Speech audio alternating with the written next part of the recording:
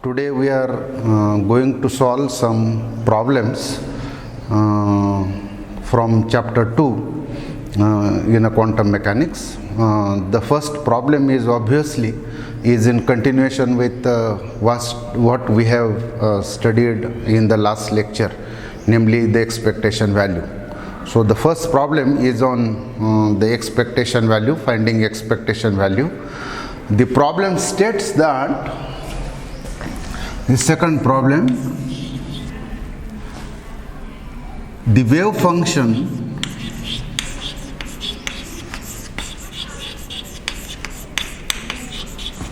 for the ground state, the wave function for the ground state of hydrogen atom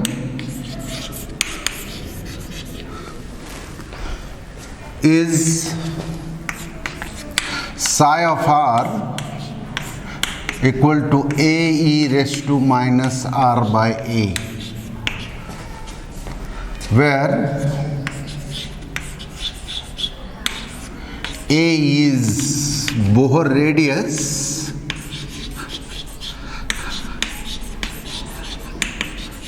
and r is the distance, r is the distance of an electron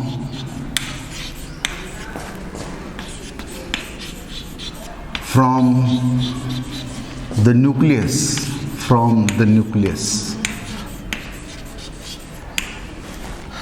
Find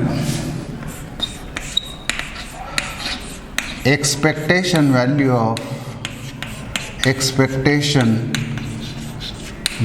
of r.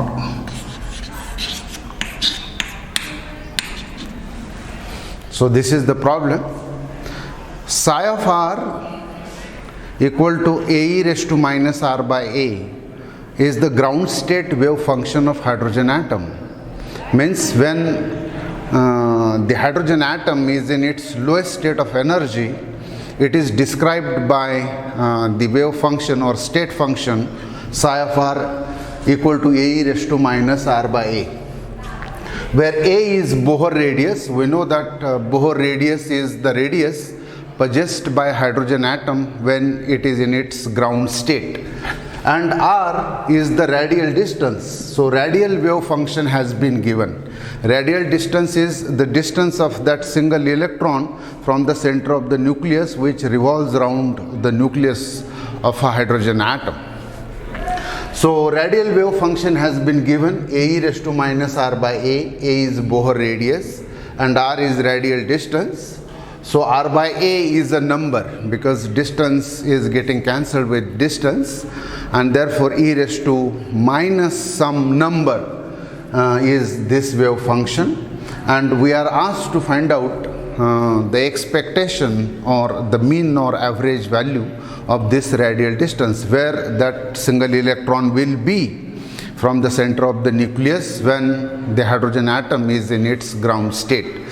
So we are going to first, our solution starts by normalizing the given wave function. So let us first normalize this wave function, and for that we will need psi star dv,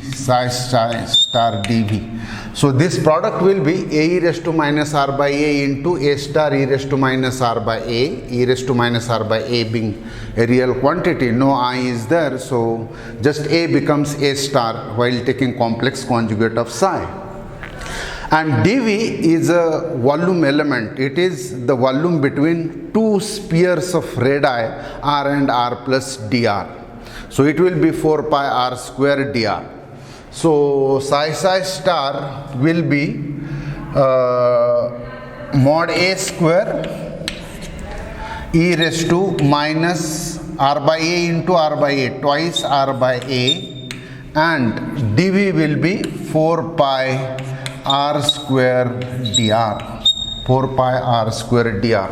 So this is the volume element, which is the volume between two spheres of radii r and r plus dr. It is precisely the volume of shell between two spheres. So this is what psi star is, and the normalization condition is the normalization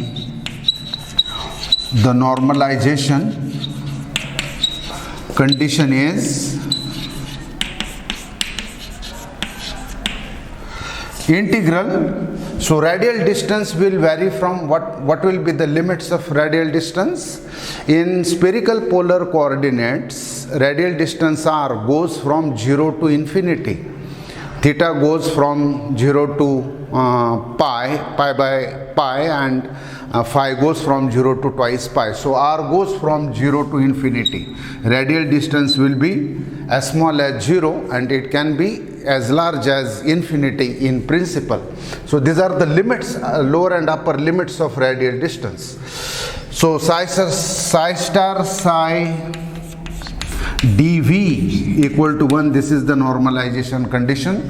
So making use of this normalization condition, what we will get is 4 pi mod a square is constant. 4 pi mod a square is constant, integral 0 to infinity,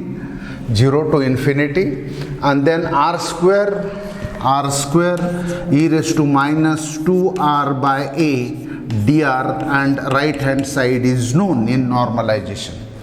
In normalization, right hand side is known, and therefore we can determine this unknown constant or unknown amplitude a square. So this integral r square e raised to minus r by a is of the type integral 0 to infinity x raised to n e raised to minus alpha x. This integral is of this type, which is called as a gamma integral, dx, and the answer of which is gamma n plus 1 divided by alpha raised to n plus 1. So this is what the answer of this particular integral is. And we know that gamma n, when evaluated, gives me n minus 1 factorial. So by using this particular standard gamma integral formula, we will get 4 pi and then mod a square integral. We are integrating that, therefore integration of this particular integral will become n is 2, so gamma n plus gamma 3. Alpha is r by a. Alpha is 2 upon a, so divided by 2 upon a is constant, which is multiplied to this having minus sign, 2 upon a, and then raised to 3, and right hand side is equal to 1. Okay, then 4 pi mod a square gamma 3, the value will be 3 minus 1 factorial, so 2 factorial. This becomes 2 upon 1 multiplied by 2 raised to 3 is 8, and a raised to 3, which will go in numerator, so a cube upon 8 equal to 1. So this is what we will get. Now 4 to the 8, and this will get cancelled, and what you will get is mod a square is 1 upon pi a cube. Therefore mod a square is 1 upon pi a cube, and therefore value of unknown or normalization constant a is equal to square root of 1 upon pi a cube. So when you will substitute this value here in this expression, you will get the normalized wave function. So the normalized wave function is psi of r equal to square root of 1 upon pi a cube e raised to minus r by a. So this is the normalized wave function which we have got, in which this unknown constant or amplitude is known. The next step is, once the wave function is normalized, then it is very easy to find out the expectation value of r.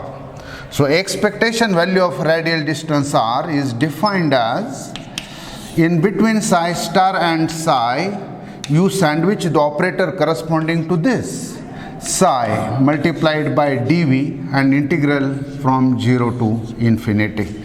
So this will become integral, so psi star psi multiplied by r. So the effect of r to psi star psi is just mere multiplication, and in psi star psi r square is already there. So 4 pi mod a square constant integral 0 to infinity, and then r square and this r becomes r cube e raised to minus 2r by a multiplied by dr. So this is the value of expectation, this is the expectation value of r, radial distance. So we are going to solve the same integral which is of the type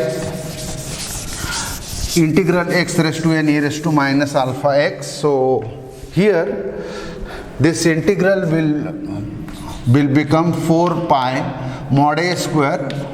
So I will substitute value of mod a square in the last step of simplification. I will keep this unknown constant square as it is up to evaluation of this integral. And then gamma 4, gamma n plus 1, so gamma 4 divided by alpha, constant is 2 upon a raised to this thing 4, mod a square gamma 4 2 upon a raised to 4. This is equal to 4 pi. Now mod a square is 1 upon pi a cube, 1 upon pi a cube into gamma 4, the value is 3 factorial, so 3 multiplied by 2 and then divided by 2 raised to 4. 2 raised to 4 is 16, and this a raised to 4 goes in the numerator, a raised to 4. So 4 4 is 16, 3 2 is 4, 2 2 is 4. So what I am getting is 3 by 2. This pi gets cancelled, a cube cancels with a cube from this, and I am left with 3 by 2a. So expectation value of radial distance of r, expectation value of the distance of an single electron from the center of the nucleus in hydrogen atom when it is in its ground state is given by 3 by 2a. So therefore r is 1.5 times Bohr radius. So this is the answer of the expectation value of radial distance r. So when the hydrogen atom is in its ground state, then that single electron revolving around the nucleus will be on an average will be at a distance 1.5 times Bohr radius, 1.5 times Bohr radius. So this is the interpretation of this particular problem. Then the next problem from this chapter, the next problem, third, show that if psi 1 and psi 2 are the solutions of time dependent Schrodinger equation, time dependent Schrodinger equation, then their linear combination,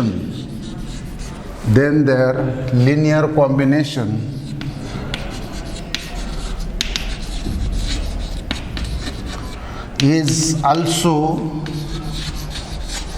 a solution of the equation, of the Schrodinger equation,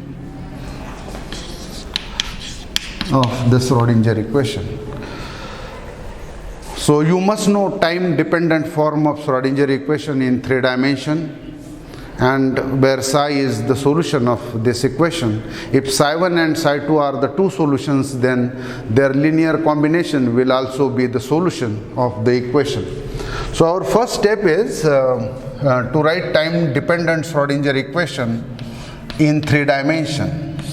Minus h cross square upon 2m del square, kinetic energy operator operating on psi, plus potential energy operating on psi, equal to IH cross dabba psi by dabba t. This is time dependent Schrodinger equation in 3 dimension. And what is the speciality of this equation? Both psi as well as v, they are functions of space coordinate r as well as time. Okay, so this is the speciality of this equation. And why it is called time dependent? Because of this presence of the term dabba psi by dabba t, which tells us how the state of a quantum mechanical system evolves with time, dabba psi by dabba t. Alright, if psi 1 is solution, if psi 1 is the solution of this equation, then it will satisfy this equation. Then psi 1 will satisfy this equation, minus h cross square upon 2m del square psi 1 plus v psi 1 equal to IH cross dabba psi 1 by dabba t. This is our equation number 2. If psi 2 is solution, if psi 2 is the solution, then psi 2 will also satisfy the Schrodinger equation. So it is given by minus h cross square upon 2m del square psi 2 plus v psi 2 equal to IH cross dabba psi 2 by dabba t. This is our equation number 3.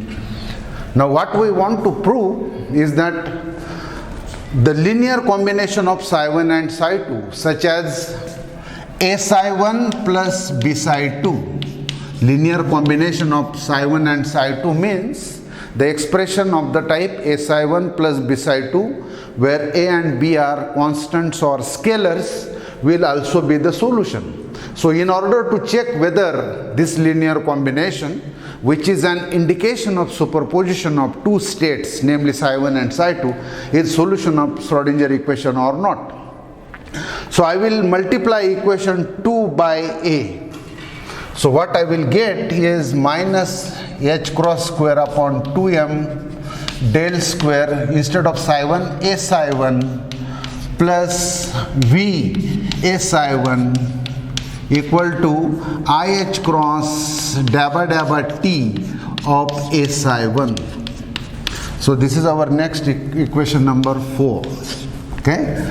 Then multiplying equation 3, which involves psi 2 by b, minus h cross square upon 2m del square b psi 2 plus v b psi 2 equal to IH cross dabba dabba t of b psi 2.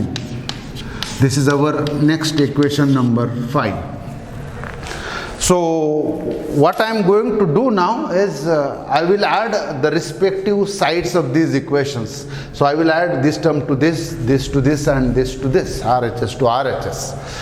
So what I will get is minus h cross square upon 2m del square a psi 1 plus b psi 2, a psi 1 plus b psi 2 plus v a psi 1 plus b psi 2, a psi 1 plus b psi 2, and then right hand side is IH cross dabba by dabba t, and adding these two terms together, a psi 1 plus b psi 2, equation number 6. Let us compare the given Schrodinger, time dependent Schrodinger equation in one dimension, namely equation number 1 with equation number 6. Comparing 1 and 6, what you observe is that just psi has been replaced by this linear combination. So this comparison of equation 1 and 6 implies that psi equal to a psi 1 plus b psi 2. And thus, if psi 1 and psi 2 are the solutions of Schrodinger equation, then their linear combination, namely a psi 1 plus b psi 2, is also solution of the equation. So in this way we have proved that this linear combination or superposition of psi 1 and psi 2 is also solution. The next problem which I am going to discuss is on probability density. The problem is on probability density. So this is our fourth problem. Using the equation J stands for probability current or probability current density and is a vector quantity, equal to h cross upon twice Im psi star del psi minus psi del psi star. Okay, you have to remember that this operator del is itself a vector differential operator. So it doesn't matter whether you write arrow on its head or not. Del psi. Then using the equation J equal to this, show that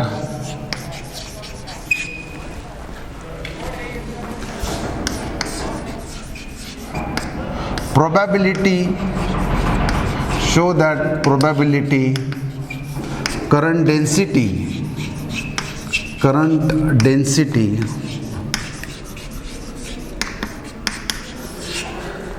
is always real. Probability current density is always real. So our solution starts from the given equation, namely probability current density J, vector quantity, is given by h cross upon twice Im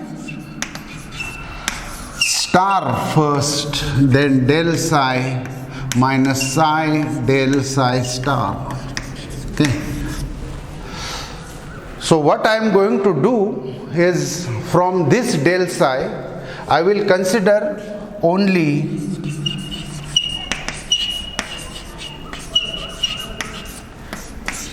the term dabba psi by dabba x from del psi. From del psi, I am just considering a one-dimensional term, namely dabba psi by dabba x. Then the term corresponding to